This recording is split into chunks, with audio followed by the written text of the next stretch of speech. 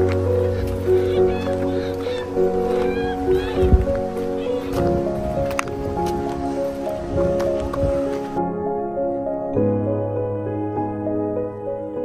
good morning po mga kababayan.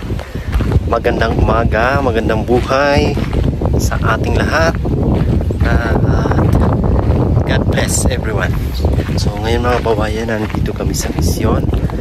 Dito sa Bukidnon, sa napakalayong lugar. So meron kaming pupuntahang isang napakalayong lugar.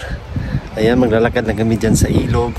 So papunta doon sa aming sityo na puntahan sa Pig-Alungan. So panibagong sitio itong mga kababayan. Iba yung Pig-Asuhan, ito naman ay Pig-Alungan. So samahan nyo kami ngayong araw sa aming paglalakad at paglalakbay dito sa napakalayong lugar sa Bukidnon, sa sitio Pig-Alungan. Kaya tara, let's go!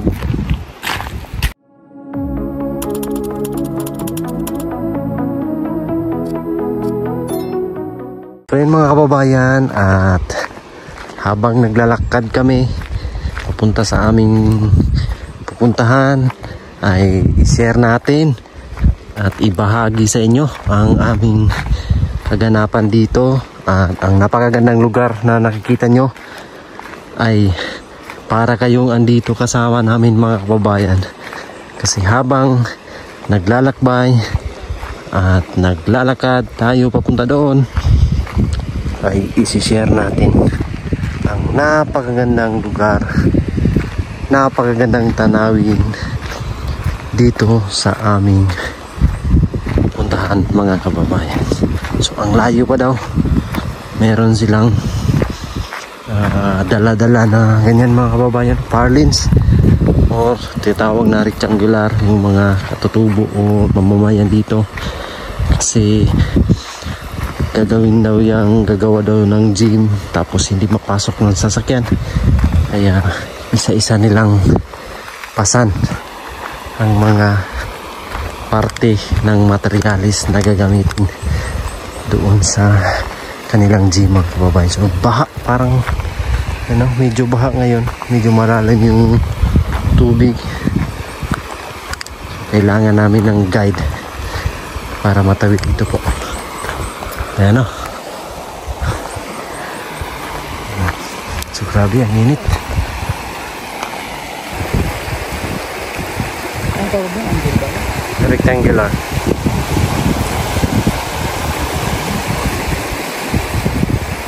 Ayan o, pasan-pasan nila mga kababayan. Ito, cut off pang putol ng bakal. So mayroon kami mga kasama ngayon paglalakad dito. Grabe mga babayan, lapat ng ilog, tapos ang ganda ng tanawin. Kasi laki ito ng San River. Ito naman ay Bukidnon, San River.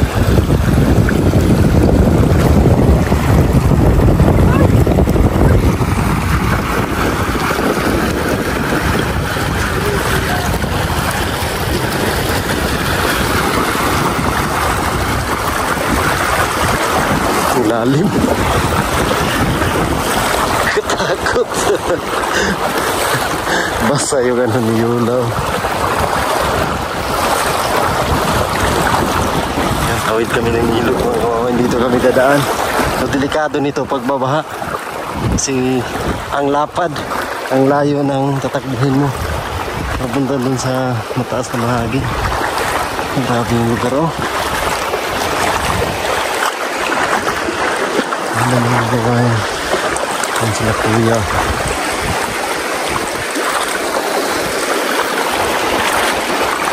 Ang gandang lugar, ang ganda.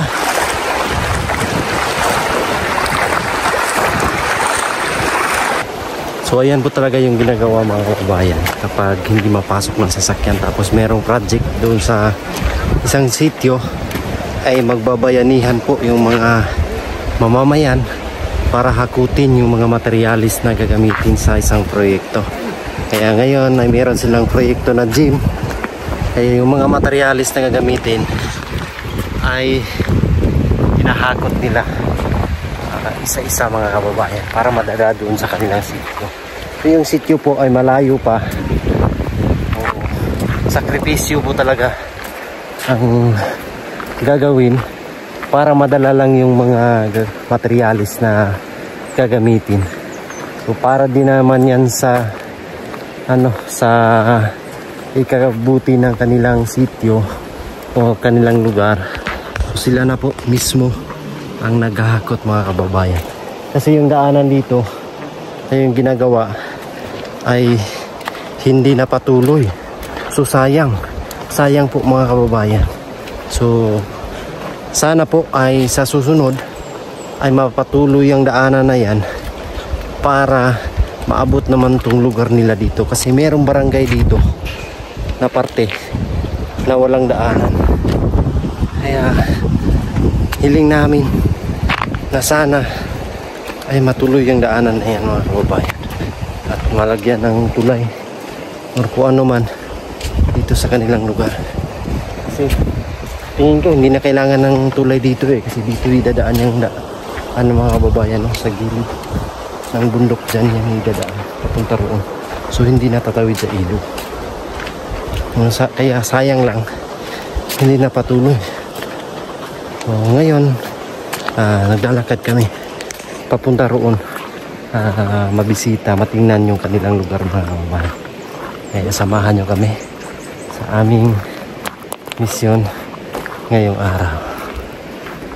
Let's go.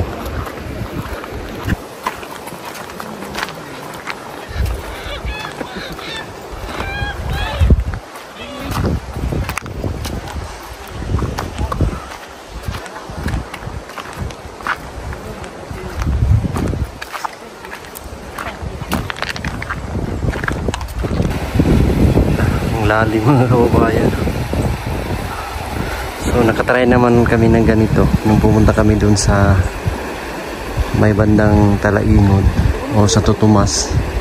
Tawid na din kami ng ilog. So malayo na yung aming nalakad. Doon kami galing.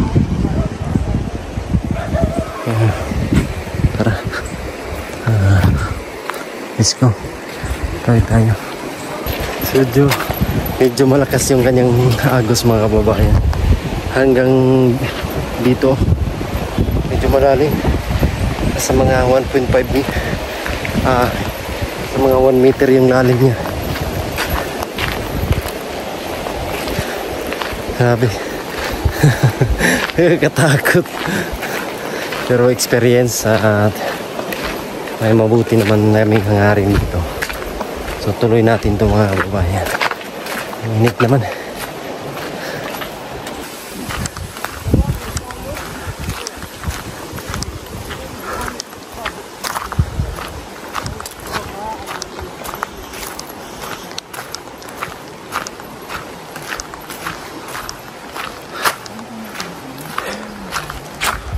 Ito na nga. Kasi bukan pa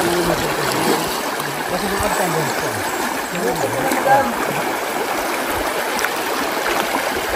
Hindi ka pa ba?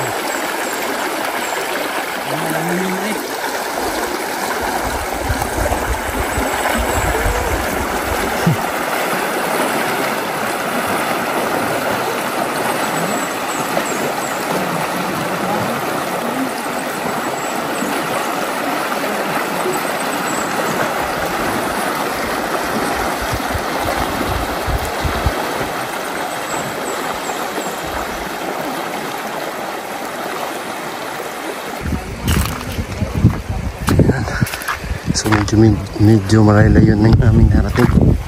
Pero nandito pa rin sa may sapa. Grabe po, mga kababayan, ang ganda rin.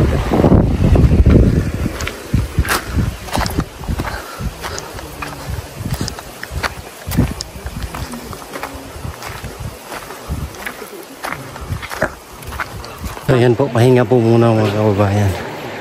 Kasi napagod. Grabe, ang layo-layo ng lugar nila. So, doon pa. Doon pa, malayo pa, mga kababayan. Right.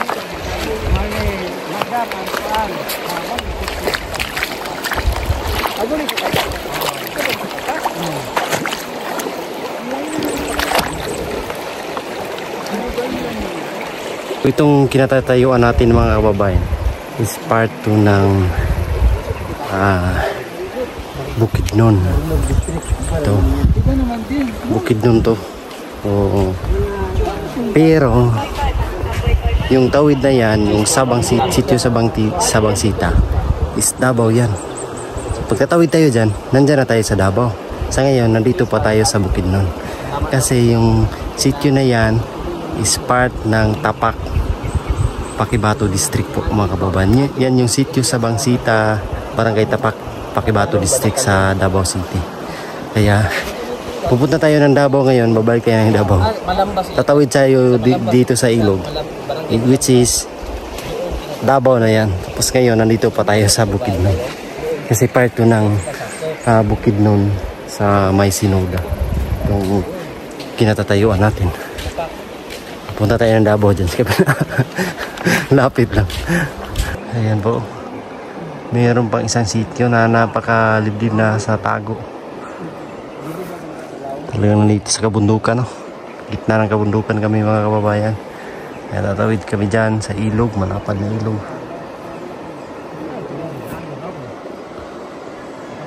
Para makarating kami dyan sa ibang sitio. Ang layo ng paglalakad namin ngayon araw. Init pa. Mas mabuti na yung ganito yung panahon kaysa sa ulan kasi delikado pag babaha mga kababayan. Ang lapad pa naman ng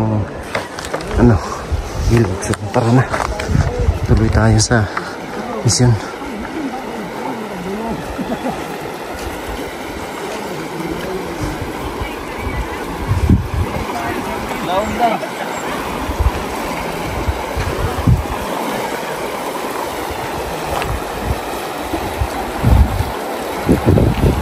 Tawid kami dito sa napakalapad. Lapad na ilog na mga kababayan.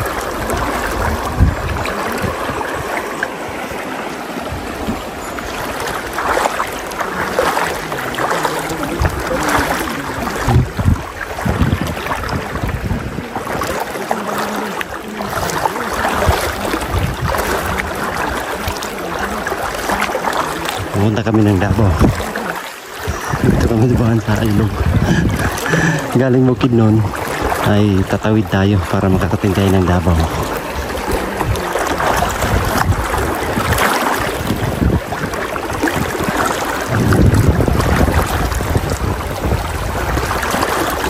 Hirap lang nila dito.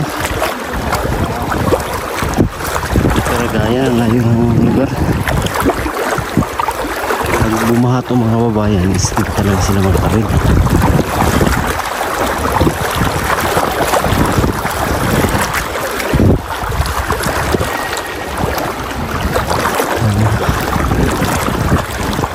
Malapit na tayo sa Davao.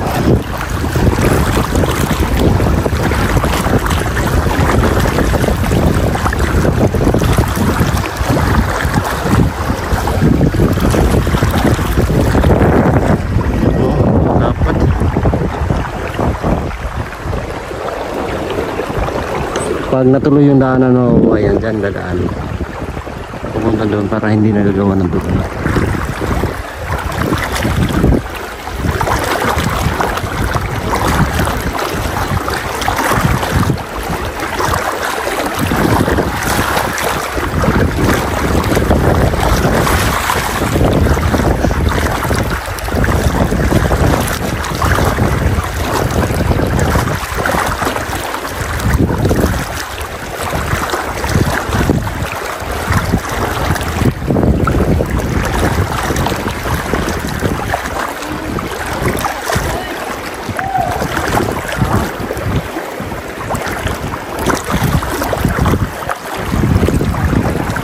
Dyan na part.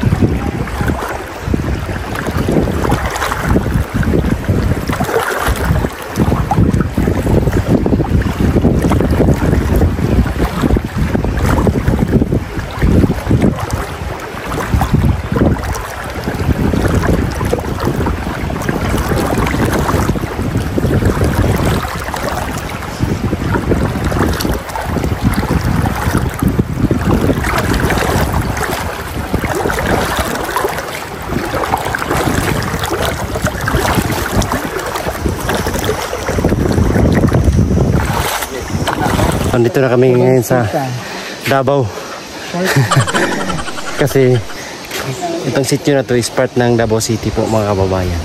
Ang Sabangsita, sitio Sabangsita is ang pinakahuli o pinakadulo na sitio ng part ng Davao City. Dito sa Paquibato District. Sa part ng Bukidnon, bandang Bukidnon. Kasi doon kanina pinanggalingan namin is Bukidnon yun sa Sinoda. Ngayon Davao na kami. Ang init.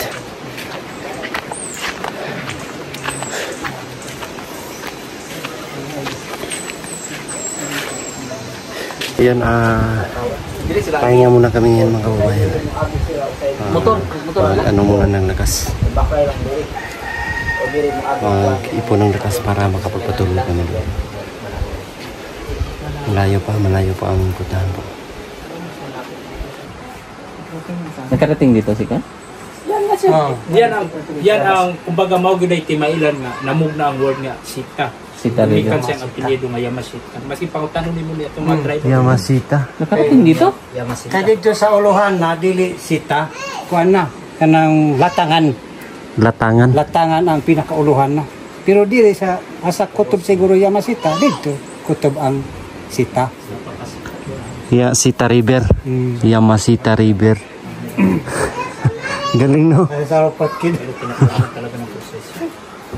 Tulad niyo, sabi niyo pa sa upat na sita. Mahot na anay man dero.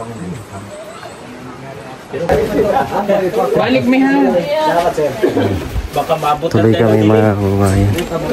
Kasi baka uulan tapos babaha. Hindi na kami makatawid sa ilog. So kaya pala tinatawag na Sita River. Sita River yan mga kababayan. Kasi may history daw na dumating daw si Yamashita dito. Kaya tinatawag na... Alam ko na limpyo yung intention no. Di ba? Oo. Para magunay si Krito mo dapat limpyo lang yung intention. Magugulatin tayo. Pag Tapos silip ka magugulat sa na tayo. katawan nga, di Kasi mayo. gugulatin nito tayo. So kung wari magugulat tayo ha. Sige. Dahil gugulatin daw tayo. Kung wari magugulat tayo ha. Sige. Wow! Gulat sila no. Grabe mga kababayan. Kaya nga, buti na lang walang paakyat masyado. Patag lang. So, kunting tiis na lang siguro. May nakikita kong sityo doon. Sa unahan. Ang laki ng ilog o ang lapad ng ilog nila dito.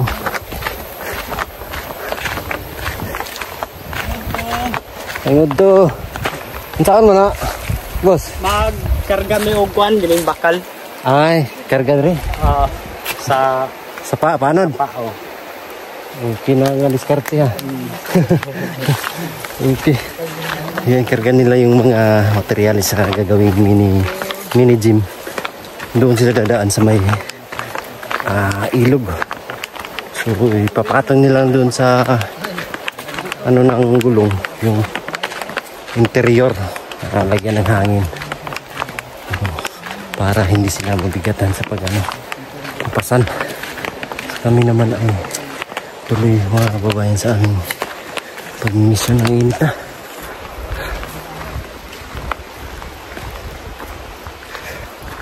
Yan sila sa likod oh.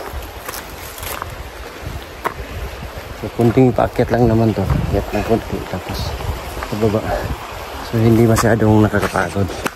Ligaya nung umakyat talaga kami doon sa mataas sa bundok. Meron akong dalang lagayan ng tubig.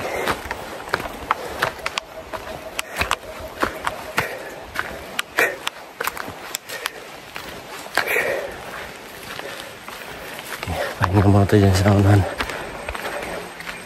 Ganyan. Ayan, pahinga na naman po kami mga kababayan.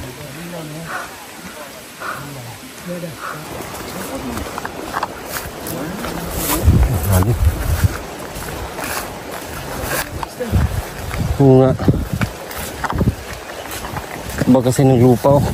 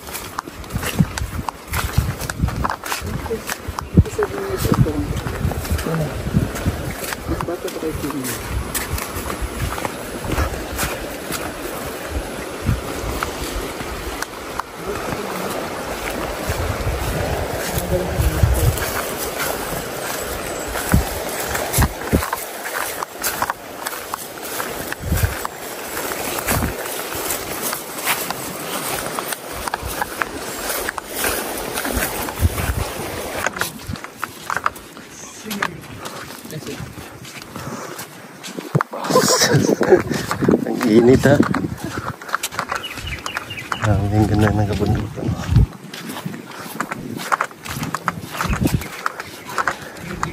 Buti pa yung kabundukan, maganda. Pero ito, guwapo. Mainit to.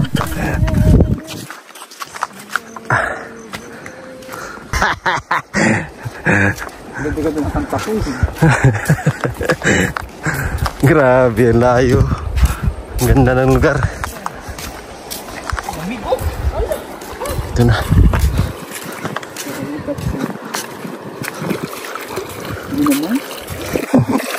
Kain ito kasi mababaw.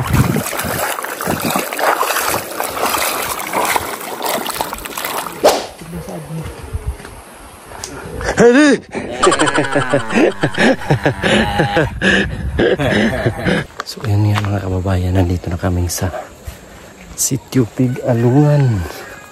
Yan yung team. So ngayon ay ayan na yung team, naghahanap na ng yung ano dito mga kababayan, maging ano na team. So yung lugar nila ay nasa tabi ng ilog at tabi ng kabundukan. Sir, pwede na interview nila. Yan.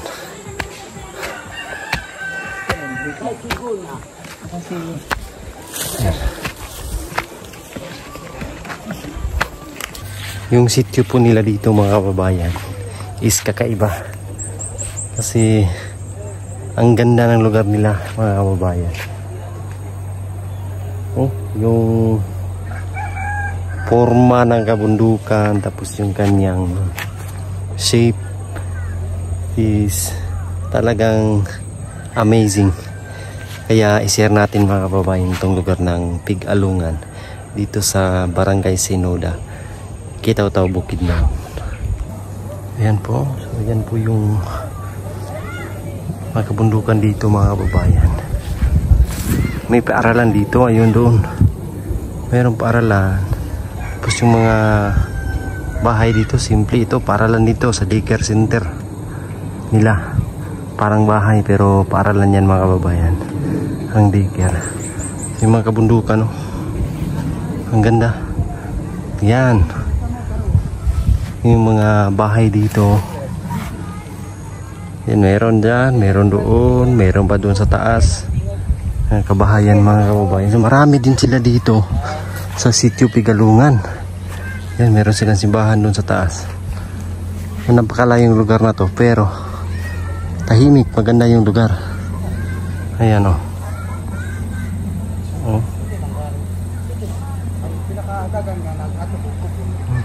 Yan po mga kababayan yung lugar nila dito. Yan, meron silang tanim dito na ano mga kababayan. Hindi ko kilala to, pero parang ano to, yung alternative sa palay or sa bigas.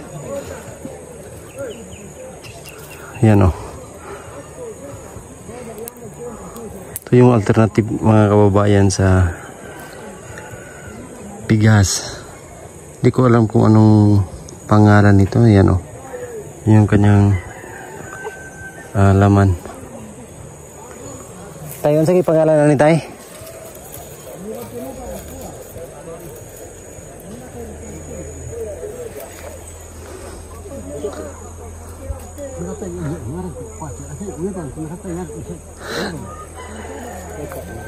Yan o. Yan o, meron silang tanim dito. Kaya alternative yan sa palay. Kaya pwedeng isaing to. Yung ganito po. Ayan o, yun yung kanyang bunga. Tapos meron din silang ano dito, balanghoy. May mga tinim sila sa lang malapit sa kanilang bahay. Kahit ngayong bahay po ay may upo na naka ano sa bubong. Gara ang layo na ng lugar na ito mga kababayan. Tingnan niyo po.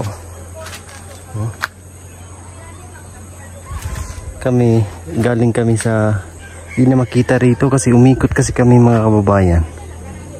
Doon kami galing, doon. So inikot namin to. Dumaan kami ng ilog. Diyan may ilog kasi dyan sa baba. Doon kami galing sa, ayan, sa likod ng bundok na yan. Papunta roon, doon pa kami galing. So napakalayo, maigi, hindi na namin yan inakyat, inikot lang namin. Kasi pag inakyat yan, madudoble na yung pagod po mga kababayan. Kaya maigi, patag lang, sa ilog lang kami dumaan. Ayun yung ano dito. Kita nyo po doon sa, ayun o, tuktok ko. May bahay pa doon sa taas. Sumay natin. Ayun o. Yun yung bahay. Sa itaas. Yan. Grabe, ang layo na yan mga kababayan. Ang layo na yan po niyan. Yan, nasa tuktok na po yan mga kababayan. Grabe, napakalayo. Mayroon pa ding nakatira doon sa taas.